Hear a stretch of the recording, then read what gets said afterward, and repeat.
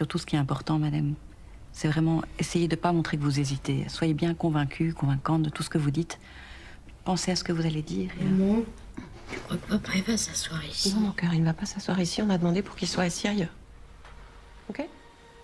Avec Arnaud et Charlotte, j'ai été mise assez tôt dans le processus en fait de travail, puisque on a collaboré en fait assez vite. Il y a un bénéfice au fait qu'un acteur qui va jouer un rôle puisse exprimer son regard justement sur ce personnage, sur la trajectoire du personnage.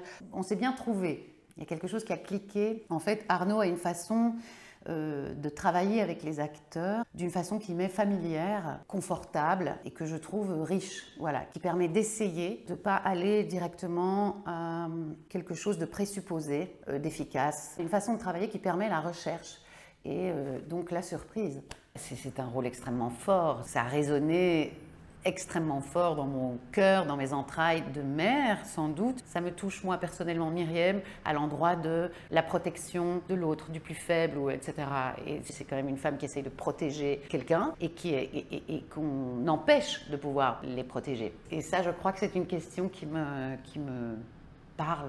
Une partie de moi est fabriquée sans doute autour de ça. Et donc la lecture du scénario et la situation de cette femme m'a percuté directement au cœur, aux tripes. Le travail de préparation consiste justement en ça.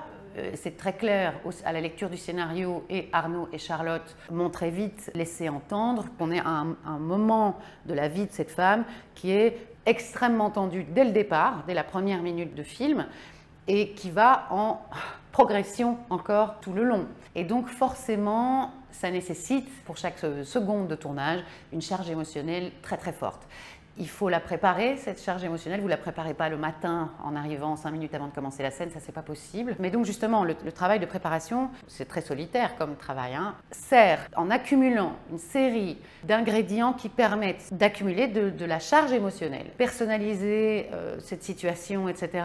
Sentir là où il faut ajuster pour que ça résonne particulièrement fort chez vous qui allez le jouer, parce que moi je ne suis pas Alice, ça ne m'est pas arrivé à moi, mais par contre je suis mère, alors quel parallèle je peux faire, quelle situation je peux imaginer qui serait tout à fait comparable à ce genre de situation-là, etc. Enfin, tout un travail de personnalisation, et puis un travail imaginaire pour fabriquer un background suffisamment important, et aussi un background par rapport à chaque intervenant dans l'histoire, pour avoir un regard sur chacun de ces intervenants, un rapport, une façon de recevoir ce qu'ils disent, une façon de les écouter, une façon de les regarder ou de ne pas les regarder, une façon de se tenir physiquement en face d'un tel ou d'un tel.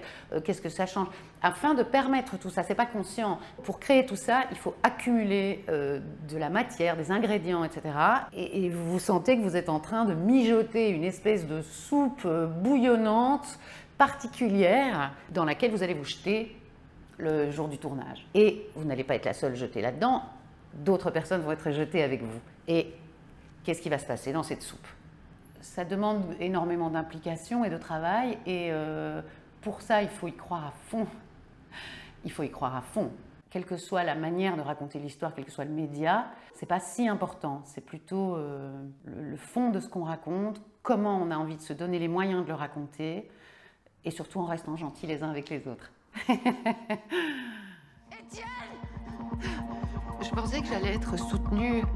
En déclarant les faits, j'allais être encadrée, quoi, soutenue, protégée, accompagnée par la justice, par mes proches. La plupart des gens préfèrent penser que ce que mes enfants ou moi nous disons est faux, que nous mentons, plutôt que de croire en ce que nous avons vécu.